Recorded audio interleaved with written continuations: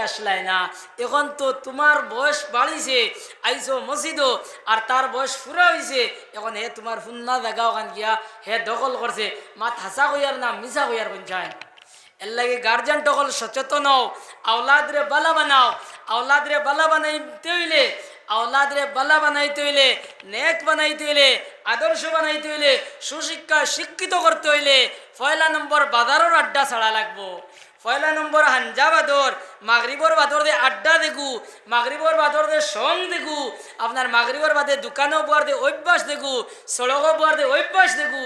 ওগু ফয়লা গিয়া ওগু তুমি ফয়লা ছাড়া লাগবো। তা হইলে তোমার বাড়ির মধ্যে আদর্শবান ফুয়া হইব, আদর্শ ফুড়ি হইব, নতুবা আদর্শ হওয়ার কোনো পথ নাই।